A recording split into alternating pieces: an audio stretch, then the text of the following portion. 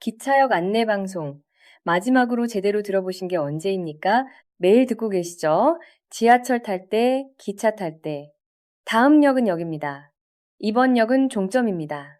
내리실 문은 왼쪽입니다. 귀에 익은 그 목소리. 어느 순간부터 그냥 배경처럼 흘려듣게 되는 그 방송. 그 방송을 처음 들었을 때 멈춰선 사람이 있습니다. 두리번거렸습니다. 방송이 끝나고 나서 한참 동안 조용히 서 있었다고 했어요. 그리고 나중에 그때 얘기를 하면서 이렇게 말했습니다. 그 방송을 듣는데 눈물이 날 것 같았다고. 이유가 있었어요? 이분은 원래 자기가 그 방송을 하던 사람이었거든요. 북한에서 철도 방송원으로 일했습니다. 기차가 역에 들어올 때마다 마이크 앞에 앉아서 직접 안내 방송을 했던 분이에요. 처음 만나는 사람마다 혹시 성악하셨냐고 물어볼 만큼 목소리가 좋았던 분. 그런 분이 대한민국 기차역에서 처음으로 녹음된 안내방송을 들었을 때 가장 먼저 한 행동이 뭔지 아십니까? 사람을 찾았습니다. 방송하는 사람이 어디 있나? 두리번. 아무도 없었어요. 녹음이었으니까요. 근데 이분에게는 그게 신기했던 겁니다. 기차 안내방송이 녹음으로 된다는 것 자체가. 오늘은 그분의 눈을 통해서 우리가 너무 오래 당연하게 살아온 것들을 다시 한번 들여다보려고 합니다. 함경도 해령 출신의 임 씨는 북한에서 꽤 전문적인 직업을 가진 사람이었어요. 철도 방송원. 목소리가 워낙 좋았던 분이라 처음 만난 사람들이 성악을 했냐고 물어볼 정도였다고 합니다. 북한에서 방송원이라는 직업은 단순히 말을 잘하는 게 아니라 발음, 억양, 속도까지 훈련을 받는 전문직이에요.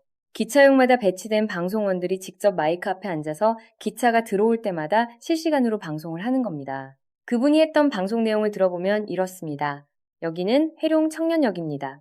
여러분들이 찾아오시는 여기 회룡에는 불효불굴의 공산주의 혁명투사이시며 항일의 여성 영웅이신 김정숙 어머님께서 탄생하신 유서 깊은 생가와 혁명 사적관이 있습니다. 차에서 내리시는 손님들은 차에 두고 내리시는 물건이 없는가를 하나하나 살펴보시면서 객차로 나와주시면 감사하겠습니다. 역 이름 알려주고 그다음 이겁니다. 어떤 혁명 영웅이 어디서 태어났는지, 혁명 사적관이 어떻게 됐는지 정치 선동이 안내 방송 한복판에 들어가 있는 거예요. 그리고 맨 마지막에 짐 두고 내리지 마세요.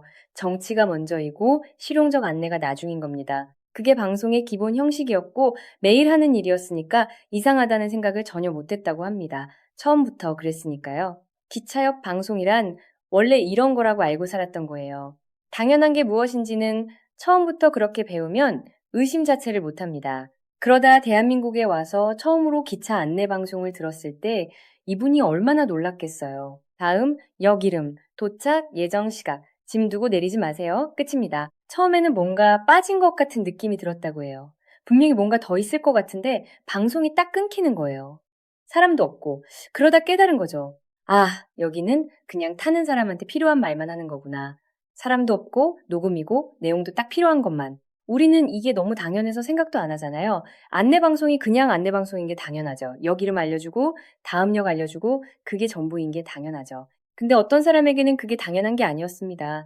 그 방송 안에 아무 정치적인 내용이 없다는 것 자체가 생경한 경험이었던 거예요. 그리고 하나가 더 있었습니다. 이건 더 충격이었다고 합니다. 기차가 시간을 지키는 겁니다. 북한에서는 기차가 두세 시간 연착되는 게 일상이라고 합니다. 두세 시간은 소일거리고 10시간, 24시간은 그냥 기다리는 거예요. 어떨 때는 기차를 기다리다가 일주일이 지나도 안 들어오는 경우가 있다고 했습니다. 기다리다 지쳐서 포기하고 돌아가면 나중에 보면 그 기차 자체가 아예 안 들어온 경우도 있다고요. 그래도 아무도 크게 항의하지 않았어요. 원래 그런 거니까요. 기다리는 게 당연한 거니까요. 그런데 대한민국에서는 지하철이 5분 연착되면 뉴스에 나옵니다. 처음에 이분은 이게 이해가 안 됐다고 해요. 저게 왜 뉴스가 되지? 5분이 뭐가 대단하다고. 북한에서 함께 온 지인들도 그 뉴스를 보면서 고개를 갸웃했다고 합니다. 우리는 일주일을 기다려도 아무 말 없이 기다렸는데 여기는 5분 늦은 게 뉴스라고? 이해를 못한다고 했어요. 근데 생각해보면 그게 바로 핵심 아닙니까? 5분이 뉴스가 될 만큼 연착이 이례적인 일이 된 사회. 5분 늦은 게 사과받아야 할 일이 되는 사회. 그 기준 자체가 우리가 어디에 살고 있는지를 보여주는 겁니다. 서울 지하철의 정시 운행률이 어느 정도인지 아십니까? 전체 운행의 90% 이상이 정각 혹은 2분 이내로 도착합니다. 이게 전 세계에서 손에 꼽히는 수준이에요. 도쿄 지하철이 1분 이내 정시 운행률로 유명한데 서울도 그에 비견되는 수준입니다. 그런데 우리는 이걸 그냥 당연하게 생각하고 살아왔죠. 여러분 오늘 지하철 타셨을 때 5분도 안 기다리셨죠? 그게 얼마나 대단한 건지 오늘 처음 실감하시는 분 계십니까? 이분이 처음 한국에 와서 지하철을 탔을 때 또 하나 신기했던 게 있었다고 해요. 배차 간격이요. 서울 지하철은 출퇴근 시간에 2분에서 3분 간격으로 기차가 들어옵니다. 기다리다 보면 어느새 와 있어요. 북한에서는 기차를 하루에 몇 대 탈 수 있는지조차 불확실한 상황에서 거의 두세 분에 한 대씩 기차가 온다는 게 처음에는 현실로 느껴지지 않았다고 합니다. 이거 꿈인가 하고요. 저도 그 말을 듣고 다음에 지하철 탈 때 생각이 나더라고요. 그냥 폰 보다가 내리잖아요, 우리는. 기차가 언제 오나 신경도 안 쓰고 그 당연함이 당연하지 않을 수 있다는 거. 오늘만큼은 조금 느껴보시길 바랍니다. 이분이 대한민국에 들어온 건 2007년 8월이었습니다. 방법이 좀 특이했어요. 중국 웨이하이에서 비행기를 탔습니다. 위조 여권을 들고요. 중국 국경을 넘어서 가다가 잡히면 바로 북송이니까 그건 너무 무서웠고 비행기 쪽이 차라리 낫겠다 싶었대요. 가능하면 한국 항공사 비행기를 타고 싶었다고 합니다. 잡히면 잡히는 거고 그래도 한국 비행기를 타보고 싶었던 거죠. 대한항공도 있었고 아시아나도 있었는데 아시아나 항공을 골랐어요. 비행기에 탔는데 도저히 마음이 안 진정됩니다. 화장실을 가고 싶었는데 자리에서 일어날 수가 없었어요. 움직이면 뭔가 들킬 것 같은 느낌. 혹시나 자기 때문에 도움 준 분들한테 피해가 가는 건 아닌지 인천까지 1시간 그냥 좌석에 앉아서 공포에 떨었다고 합니다. 탑승하는 것도 긴장이었는데 비행기 문이 닫히고 이륙하는 그 순간이 가장 무서웠다고 했어요. 이게 꿈인가 생시인가 싶었다고. 인천공항에 내려서 입국 심사대 앞에 섰을 때 마음속으로 이렇게 생각했다고 해요. 날 잡아가라. 어차피 걸리면 걸리는 거니까 그냥 잡혀서 탈북민이라고 말하고 정식으로 들어가자. 그렇게 마음을 먹었던 겁니다. 그런데 통과됐어요. 아무 일도 없었습니다. 그냥 나왔어요. 나왔는데 아무도 안 잡아가더라고요. 그래서 어떻게 했냐면 서울에 먼저 와 있던 친동생한테 갔어요. 동생이 먼저 들어와 있었거든요. 거기서 그냥 살기 시작했습니다. 신고도 안 하고 자수도 안 하고 위조 여권으로 들어온 것도 있고 간첩으로 몰릴 수도 있다는 말도 들었고 겁이 나서 도무지 용기가 안 났던 거예요. 그렇게 넉 달이 지났습니다. 넉 달 동안 남의 집에 손님처럼 있었던 겁니다. 버티려고 있었던 거예요. 신고를 하고 싶어도 용기가 안 나서 그냥 하루하루 지낸 거죠. 결국 움직인 건 동생이었습니다. 동생이 경찰서에 직접 찾아가서 신고를 했어요. 우리 언니가 북한 이탈 주민인데 지금 이렇게 지내고 있다고. 경찰이 어떻게 했을 것 같으십니까? 데리러 오지 않았습니다. 연락이 왔어요. 자발적으로 오세요. 자수하러 오시면 됩니다. 이분이 직접 경찰서 문을 열고 들어갔을 때 체포가 아니었습니다. 접수가 된 거였어요. 거기서부터 하나원 입소, 정착 지원, 그 모든 절차가 시작됐습니다. 우리가 아무렇지 않게 생각하는 이 시스템 한번 생각해 보시겠습니까? 위조 여권으로 들어와서 넉 달 동안 신고 안 하고 살다가 자수하러 들어온 사람을 처벌 대신 정착 지원으로 받아주는 나라. 집도 주고 정착금도 주고 교육도 받게 해주고 새 출발할 수 있도록 도와주는 제도. 이게 어느 나라에나 있는 구조가 아닙니다. 이분이 오기 전에 들었던 말이 있었어요. 탈북민들이 한국에 가면 피를 뽑아서 다 죽인다는 말. 북한에서 그렇게 선전을 하거든요. 근데 중국에서 한국 TV를 보다가 탈북민들이 방송에 나와서 웃으면서 얘기하는 걸 봤어요.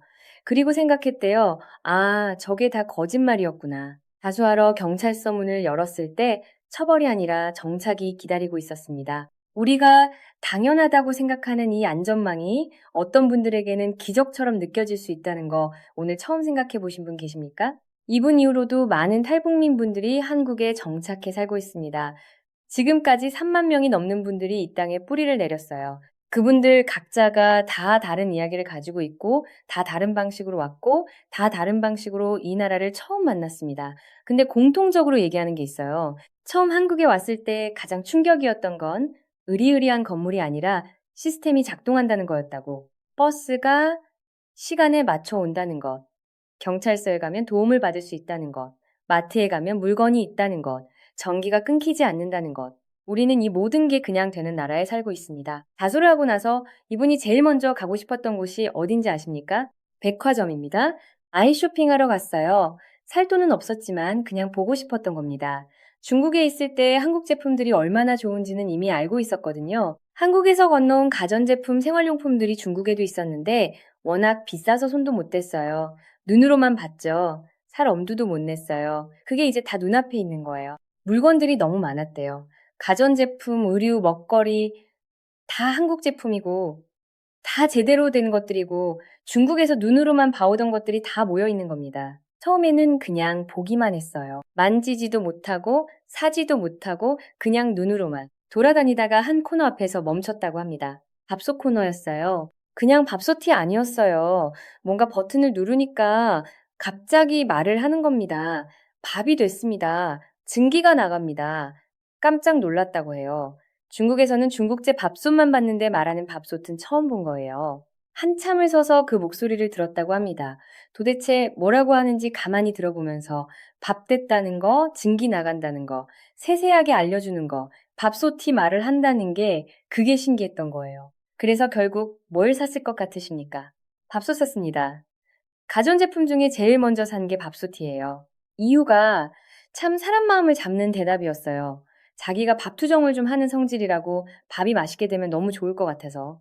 그래서 밥솥, 이게 웃기기만 한 얘기가 아닌 게 생각해보면 이분은 살면서 밥 한 끼를 마음 놓고 제대로 먹어본 경험 자체가 많지 않았을 수 있어요. 전기 사정도 불안정하고 연료 사정도 불안정한 환경에서 밥이 제대로 되는 게 당연한 일이 아니었을 수 있거든요. 그러다 이제 내 것이 생겼는데 버튼 누르면 알아서 되는 밥솥이 생겼는데 밥이 됐습니다. 그 한마디가 그냥 기계 목소리가 아니었을 수 있어요. 우리는 매일 아침 그 밥솥 앞에 서잖아요.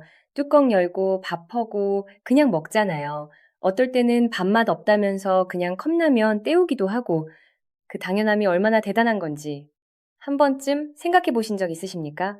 한국 밥솥은 지금 전 세계에서 팔리고 있습니다.